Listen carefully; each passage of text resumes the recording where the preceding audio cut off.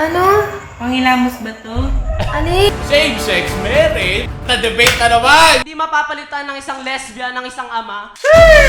Bakla. You listen to me. I was given you. Lang, pwede tayo mag-procreate ng procreate. Batang ina, represent! Wala ka pala eh! Ginaganon ka lang pala eh!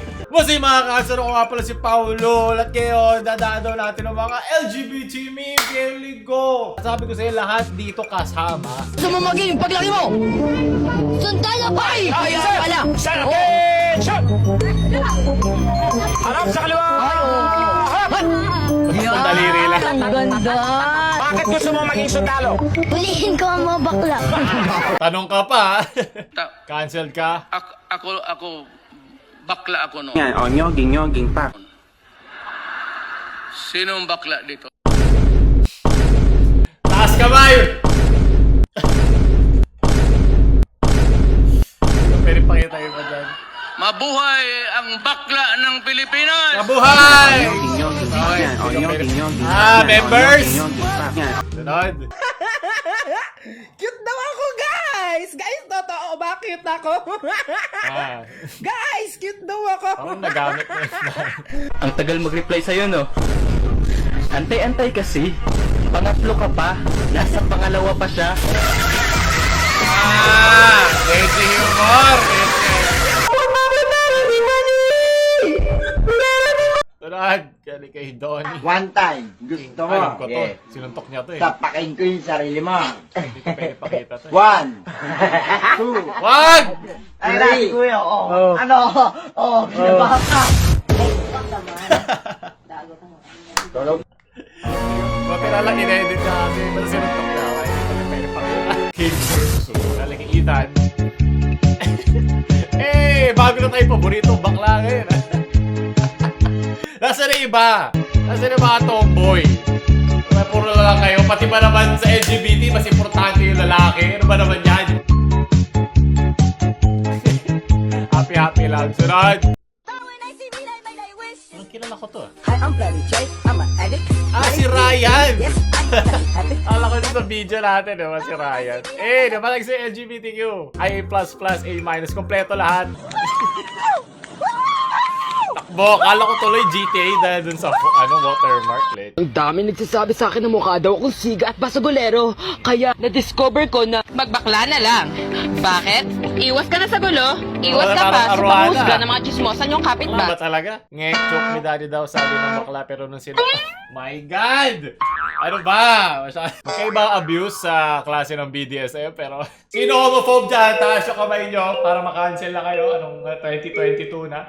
Sobrang pro-LGBT ko. Tinan mo nga yung merch ko. Iba-iba. Iba-ibang kulay. Punta na kayo sa description. Bumili na kayo. Galing kay Andy. Hayop ka, Michael. Hindi kita uurong nga. Ayoko po. Umanda ka, Michael. Dahil sinasiraan mo ako sa mga payo, hindi kita uurongan at hindi kita atrasan. Bro game. Baboy ka na kung kagtiyan. Go to hell! Kilay game. This is too strong. Oh, man. Ano? Pangilamos ba to? Alin? Patingin. Bakit? Oo, pangilamos yun. Too real. Geto rin ako ng bata ako. Damihan mo Basta damihan mo. Gargle mo. Then ako, ikala ko kasi pag ilabas ng bata ako, hindi ko maghalo-halo sa tabo ng mga iba't ibang mga ng nanay ko, mga sabon-sabon niya.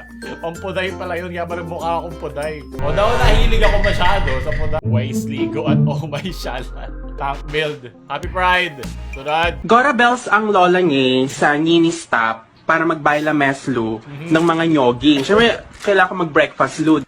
On the way para sa 150. Kung gwapo ka, kung ang bayag mo hindi kinukupal, Oh! at mabangoya, at gwapo ka, na mo pumunta ka rito sa akin. Sasal kita! Ano nga pala? Haram. Pao. Yan ang pagkain ng bangosa, hindi basta-basta, Lord Jesus, maraming salamat. Ay, buto mo na tumbahan ang akong cellphone, bigaon. So, nabasa pa ka sa bow cellphone. Yes! Imal, manis. Bisaya out! So, na-open siya lagi pag may extra Bisaya dito ng bangus. Animal ka man, oy! Tagalog naging Bisaya real quick. Kaling kay Edwin. Naman! So, mas malaki pa. Ayop. Hanggang dito ba naman? Wala akong laban. Question for boys, part 2. Ayan, Cute or hot? Ang Cute. ina mo. Okay lang na may boy best friend. Tanong mo sa best friend ko. Mahal mo o mahal ka? Mas mahal kita. Uy, pucha, smooth! Ikaw, ano pronouns mo? He's, her, pre, kumare, kumpare. Ako, master ang gusto kong pronoun. Tunad. Ayaw na ng main. Kapagupit ka, be. Wala naman nagsabi niyan. Invento ka lang, imaginary LGBT hater. Tunad. Uy, si Lutnot. Galing kay Gabe. Ano ba? Let's see. Pag ba ganon, bading ka na din. Anta. Double standards, eh, no? Pag ganito sa LGBT, okay lang sa ating mga lalaki. Duality of man. Sunod, same-sex marriage. Puta, debate na naman! Let's go! Patagdag ng utak. Tapos sa babae mga dinaan nating debates. Kayo, pabor ba kayo? Same-sex marriage? Comment nyo bakit sa ilbaba. Ay muling tumulog sa Korte Suprema ang grupo ng LGBT community upang hilingin ang pagkakataon na maisabatas ang pagpapakasal ng magkaparehong kasarian. Subalit, iginiit ng mga maestrado na hindi ang Korte Suprema ang tamang forum para dito, kundi dapat idulog ito sa Kongreso. Noong October 2017 ay naghain ng panukalang batas si dating House Speaker Pantaleon Alvarez para kilalanin ang pag-iisang dibdib ng mga miyembro ng LGBT Nandun si MJ. karoon ng civil partnership ang mga LGBT couples at ang maaaring magkasal sa kanila ay ang administering officers sa ilalim ng Article 7 ng Family Code. Lahat ng kanilang karapatang pantao. Kala ko si Sasa girl. Weather survey na isinagawa noong March 2018, lumabas na 61% ng mga Pilipino dapat na nga bang isabatas sa Pilipinas ang same-sex marriage? Sagot muna kayo sa baba para tingnan nyo kung may iba inyong opinion o inyong mga beliefs. Pagkatapos ng video, dapat ganito nyo yung ginagawa para malaman mo kung open-minded ka o sapat na iyong kaalaman sa isang topic. Pumiyok pa ako. Pero ang tanong ng bayan, handa na nga ba ang Pilipinas para sa ganitong klaseng pulisya? Pili ko hindi pa. Baka mga 20-30 pa tayo. There are other discriminations too, but by starting or implementing the same-sex marriage, masisimulan na natin na matanggal itong mga discriminations. Gusto ko rin sana mayroong tumitig sa akin ng pag-hitig ni ate. Kay ate. Ito naman nagsisimula ang same-sex marriage eh. Talagang, parang sila na lumban, naalala ko sila. We are here to resonate the voices of those who are in the opposition of the legalization of same-sex marriage. Wait lang, bago yung simulan, ayoko pag gumagamit ng quote sa Biblia, okay? Hindi yan binding sa kahit anong legal system, sa belief system. Kung sana wag nila gamitin yon kasi mas magiging malakas sa argumento mo pag gano'n, di ba? Biglang magbibigay ng Bible quote. Hindi pwede yun kasi marami naman mga Bible quotes na hindi rin maganda, di ba? Our first point is, we need to reiterate, we are opposing same-sex marriage, not same-sex relationship. Our second point is, we want to be advocates. Advocates of what? We want to prolong the sanctity and the true definition of what marriage is. And third, dito pala makikita mo pala, pinaglalayo nila yung church from the state. Dahil ang marriage ay isang pangrelihiyong usapin, di ba? Ito, relasyon lang.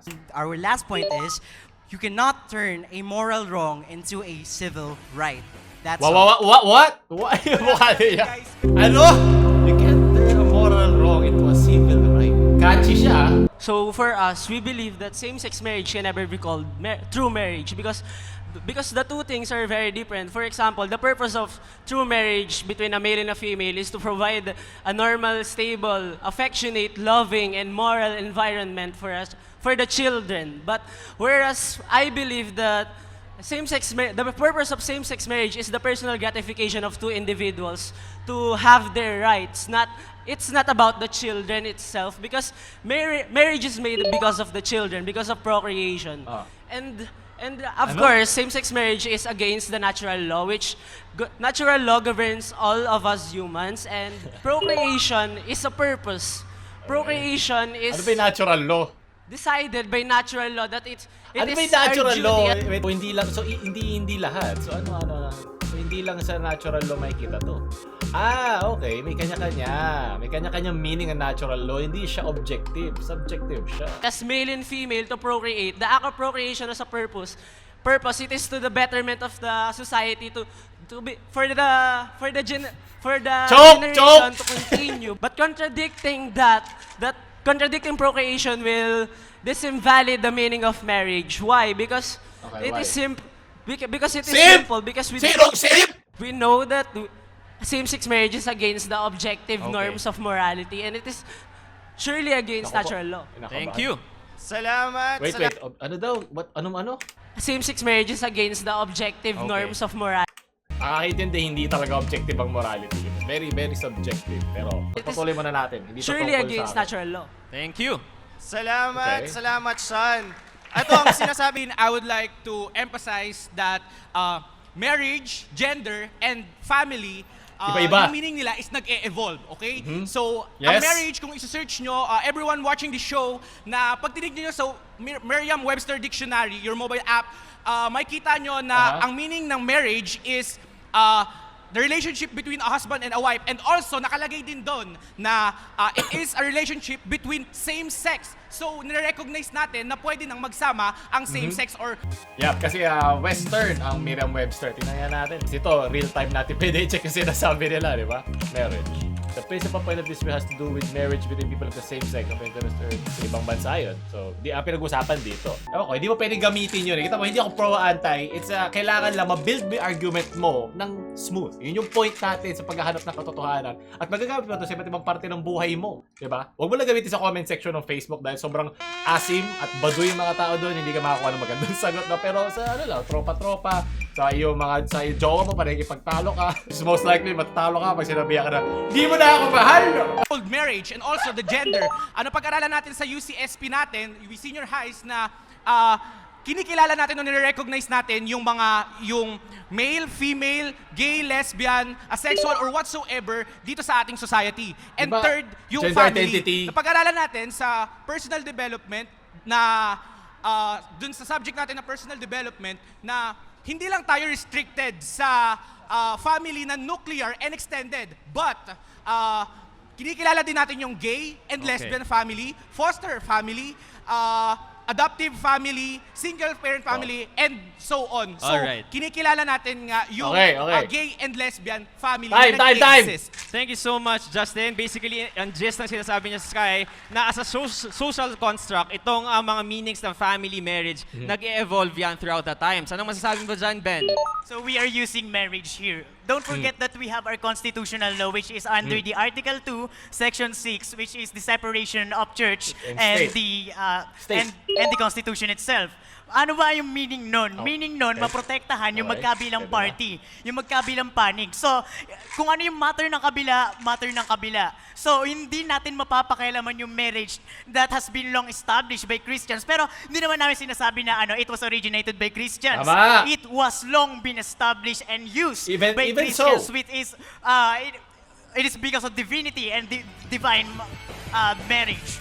Well, mga constitutionist na papalitan, di ba? Tulad doon na overturn yung Roe versus Wade sa states naman regarding abortion, nara-ratify, may mga 1986 pwede may update, di ba? Pero it takes time matagal yung ganun, yung instant lang dahil kailangan ng tao, kailangan malaki enough na concern ng nakararami para gawin yun. At dahil minority ang LGBT, matagal yun at hindi yun ganun kadali. Alam niyo ba, ang marriage ay hindi nanggaling sa Christianity? Nagsimula pa to before recorded history sa Mesopotamia pa. At kung mapapansin mo, may iba't ibang version, no? Ang mga pari sa Pilipinas hindi pwedeng magkasal, pero ang pari sa States pwedeng magkasal. Diba? Hindi siya ganun ka-solid.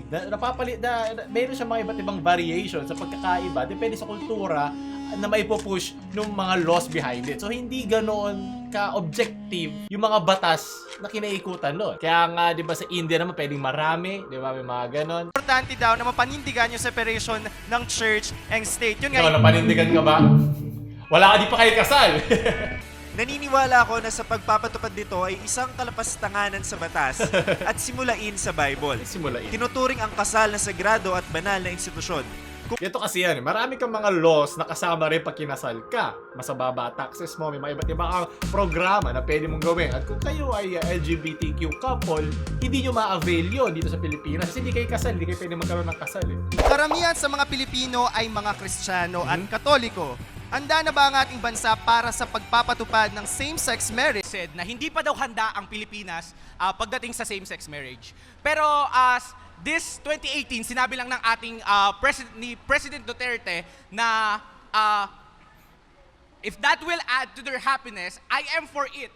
Then, naisip ko lang, bakit natin laging sinasabi na we are a Catholic country? Bakit natin laging dinilabel yung sarili natin as Catholic country? Nirurule ba tayo ng church? Hindi, di ba? Meron namang kasal within Civil. na sa government or yung secular or yung hindi na under ng religion. Hindi sa Kasi mga ang nagiging simbahan. problema kasi na yung nire-restrict ng religion yung liberty natin. Yung paano tayong mag-isip is nako-constrict lang. So, kung lagi natin sasabihin na religion, bakit pa tayo may debate na ganito? Hindi ba pag sinabing religion, ito na yung tama? 'Di ba? Hindi na natin kasi ayan na yung nakalagay sa kasulatan nila. So why are we having this debate? We are tumitingin tayo sa secular way. Hindi lang tayo nakatingin sa religion, kundi pagdating sa society. Bakit kasi Justin ang pangalan mo? Sobrahan ng E. Yung marriage. Hold on a second there. Okay, you're saying here that why we're always saying religion. Not only religion. According to the Family Code of the Philippines, which was established on July 6, 1987, it was stated there at the requisites of marriage, Article 1, that marriage is a special union between a man and a woman. And according to Article 2, no marriage shall be valid unless it is between the legal contract of a man and a woman. How would you say that it's always about religion when even the law states it? Also, you may say 1987 Constitution, it says that we have freedom of expression, right? In Bill of Rights, Article 1 or Section 1. Sige, I get your point. Sa law naka-base. Nandyan yung law eh. Pero, hindi nyo ba nakikita that law itself is faulty? Hindi lang siya the same law you're saying. It states that it is a permanent union of a man and a woman. Pero bakit tayo may annulment? Is it really imposing permanent dito? Bakit tayo may annulment? Ibig sabihin, appealable ang law.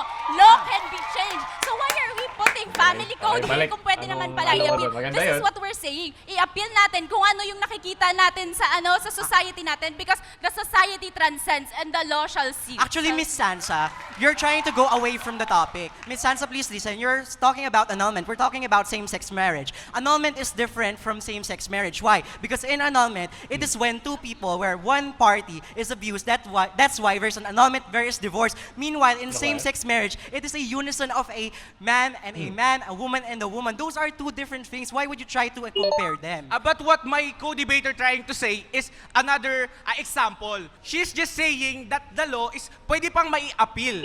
And I want to cross-examine this, Mr. Speaker, na anong human rights ba ang nalalabag sa ibang mga tao kapag napasa ang same-sex marriage? Feelings nila. Kapag kinasal ba ang dalawang bakla o ang dalawang tomboy, mayuyurakan or maaapakan yung karapatang pantao nyo? Di ba hindi naman? So, anong pinupoint nyo na bakit parang hindi talaga dapat na ipasa ito kung hindi naman nakaka-apekto sa inyo? What they're trying to do Lagi ko ito naririnig na hindi naman kayo na-apekto, ba't kayo nasasaktan? No? Bakit masyado kayo affected pag gusto i-push ang same-sex marriage sa Pilipinas? Sa isip ko, wala namang mawawala sa akin. Bakit? Ano tumitigil sa'yo? Ganito kasi yung concept nyo, di ba? Love. Di ba sabi nyo nga love? Di ba sabi nyo nga love is love? So paano nakakasakit yung marriage ng lalaki sa marriage ng lalaki at babae? Pero tignan natin sa ganitong standpoint. Pwede din gamitin yung standpoint na yun na sabihin ko, paano pag nagpakasala ako sa pinsan ko, anong gagawin nun sa marriage ng lalaki at babae? Mr. Speaker, that's another point. It's a pinsan yun. Familiar yun eh. Magpinsan yun, hindi yun iba. Just because of love, magpapakasal na ako, i-ano ko na agad yung same-sex marriage. You're actually nullifying the word of religion. Excuse me. You're actually nullifying it, the natural law itself. Assuming those things will happen, it's a fallacy. It's a slippery slope. Bakit mo siya i-assume kung hindi naman nangyayari? It's a different matter. No, pinagto natin yung slippery slope, red herring, di ba? Naalala nyo? Slippery slope ay hindi isang metaphor, ito ay isang klase ng fallacy. Said that if we allow A to happen, then Z will eventually happen too. Therefore, A should not happen. Sinasabi mo na pag pinayagan natin magkasal, ang lalaki-lalaki, babae-babae, o sino man sa LGBT, then, yung mga magpipinsan na sunod, ang magpapakasal. So, hindi dapat mangyari yun. Saan mo nakuha yung factors na yun? Paano mo nasabi? Hindi ba? Paano mo nasabi na doon ang next na mapupunta? It's a slippery slope. Fallacy. Meaning your argument is invalid. As in, hindi mo pwede gamitin yun. Okay? Pagtatawanan ka sa mga tao nakakaintindi nun. Siyempre, kung di naintindihan nyo ng common na tao, papalalagpasin lang nila. These people, they love each other, pero that doesn't mean kung sinong mahal mo, papakasalan mo. Who is dumb to address our issue like that? Paano mo makokonclude? Ayun yung pinapalabas namin. Parang napaka-dumb ng idea na i-take yung point namin like that.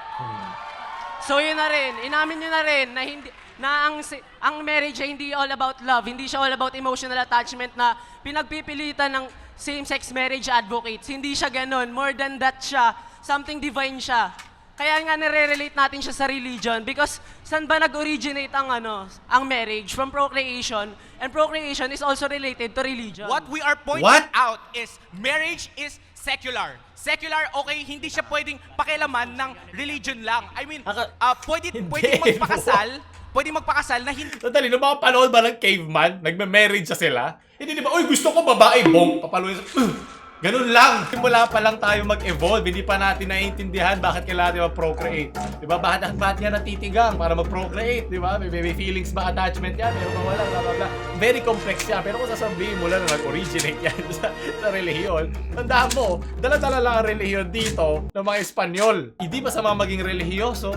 Pero kung doon may bubuhos lahat ng argumento mo, hindi mo makuha yung magandang sagot. Ikaw ay blindsided sa iyong kinalakihan.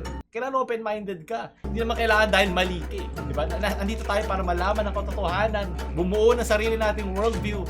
Under ng religion. Kasi what you're trying to say is divine. Eh, pag sinabi nating divine, nakakabit siya sa religion. Kung pwede namang hindi magpakasal na under ng religion. Okay, hold. Okay, palakpakan natin. Stop. Painit ng painit tayo. Okay, ng negatibong epekto ito sa mga batang maaaring maging bahagi. Maaring? Para sa amin nagkakaroon siya ng epekto. Bakit? Iba pa rin yung iba pa rin sa papalakihin ng isang tunay na ama at ina yung anak nila na galing sa dugo at laman nila. Hindi mapapalitan ng isang lesbian ng isang ama dahil ang ama psychologically, physically, socially, emotionally, intended siya para sa role na yan. Intended siya for that role in the family para mag-provide, para protektahan yung family which a lesbian can only imitate but not duplicate. Ang dami-daming heterosexual couples na may anak na hindi rin naman inaalagaan na mabuti anak nila. So, ibig sabihin, hindi rin naman nakukuha yun. Itaas kamay dyan, mga tinakbuhan ng mga magulang nila. Ibig sabihin, hindi nagbibigay ng extra ang pagkakasal. Okay, hindi ka binibigyan extra power niyan. Sabi mo ba, Mr. Speaker, na kailangan bago natin maituro sa ibang tao, kailangan naranasan muna natin? Hindi ba pwede naman nating i-guide yung mga bata? Kunyari, may dalawang bakla and meron silang anak na babae. Bakit? Paano yung magkakaanak? Adoption.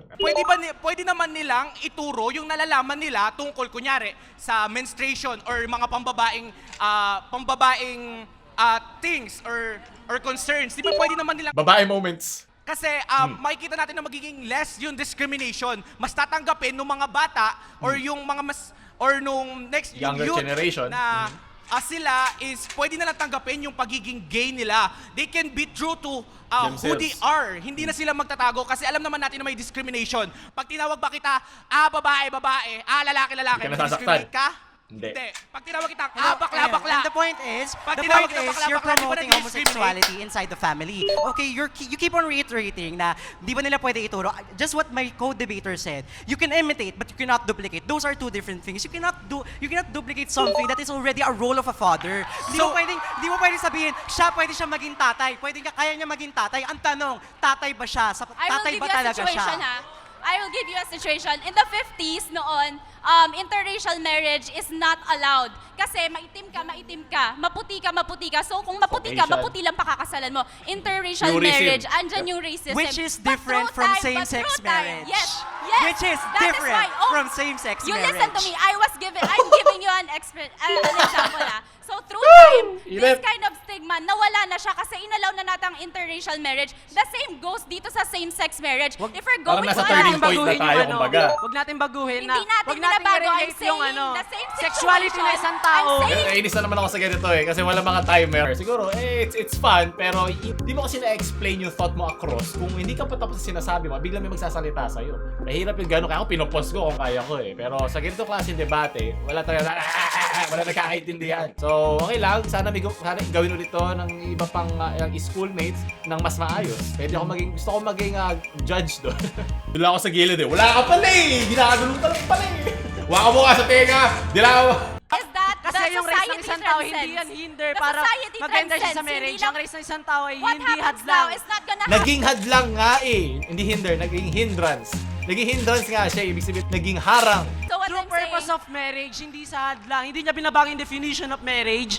Kahit African ka, kahit Pilipino ka, kahit American ka, nandiyan pa rin yung essence ng marriage, procreation. So ang point nila, kung hindi ka pwedeng mag-anak sa dalawang tao magkakasal, hindi siya marriage. So, kung yung marriage is procreation lang, paano yung mga baog? Okay?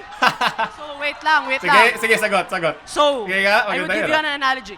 So, if procreation is impossible Maganda in yun. principle, Okay. marriage would be insignificant. So, What? So, for example, an analogy, an apple. If an apple has a worm, the worm isn't part of the definition. So, kung baog ang I isang think lalaki, that's hindi a part very ng shallow definition definition yun. of marriage, Mr. No. Speaker.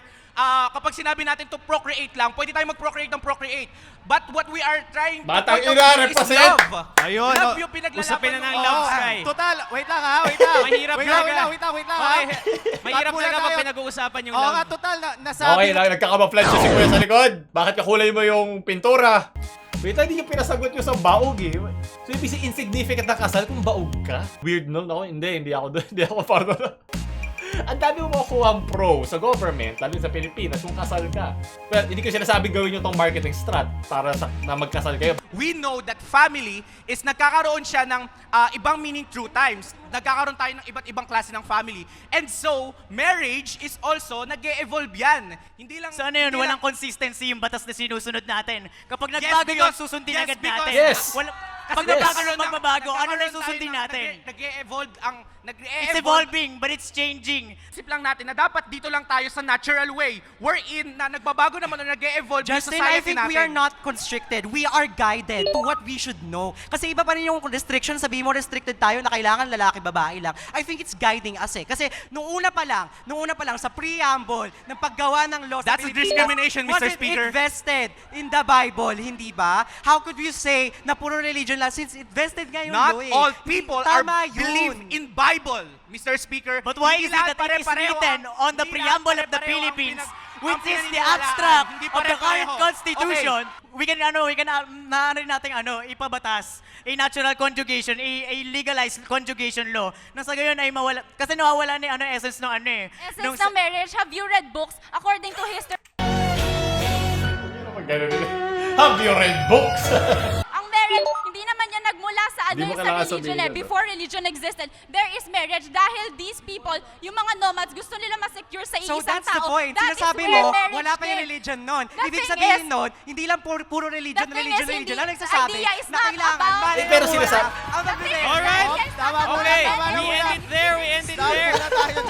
Thank Pero you. sinasabi na religion ngayon, tukol doon. So, Baka papalapit na siya sa'yo eh. Ito muna natin to. Sobrang init ng usapan dito. Palakpakan ninyo yung mga debaters ninyo. mahirap yan ha. Mahirap magsalita Ang ng gagal- dire-diretso.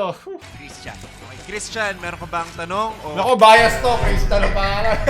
Ngayon, meron ako nabasa na na meron tinatawag na adelpho poesis na kung saan ang ibig sabihin nun literally is brother making. Na kung saan isa siyang historically sinabi siya ni John Boswell. So yung adelpho poesis na yon is isa siyang practice sa Christianity na kung saan ni-unite yung same sex. Hindi ba ibig sabihin nun inaalaw lang ng Christianity ang same-sex marriage?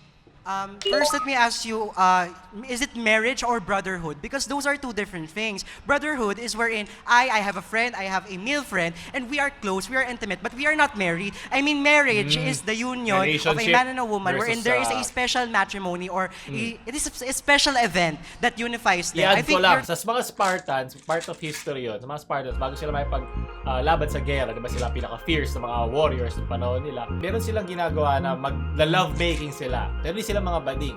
It is for, ano lang yun, for union, for camaraderie, magmamahalan sila. At pinaparelaksan yung katawan nila para maghanda sa laban. Para din po sa kanila. Doesn't the opposition of the same-sex marriage boils down to homophobia or opposition to gay sex? So, we are not homophobes because sa nangyayari sa ibang bansa is binabrand na homophobes yung church sa ibang bansa. And yung mga nag-o-oppose pero what we're doing is intellectually opposing same-sex marriage. And that is different from discrimination.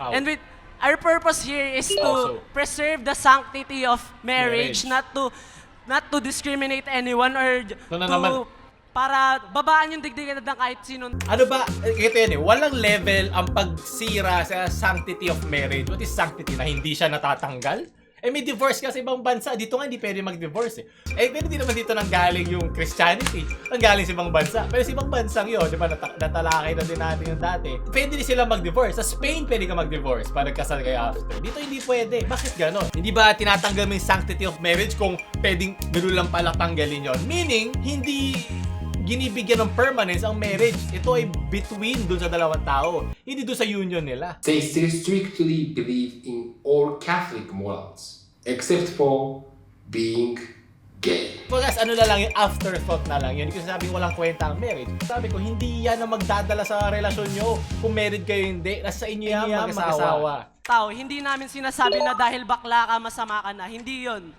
Ang masama is yung action, yung sin ng isang tao, yung pagkakamali ng isang tao. Okay.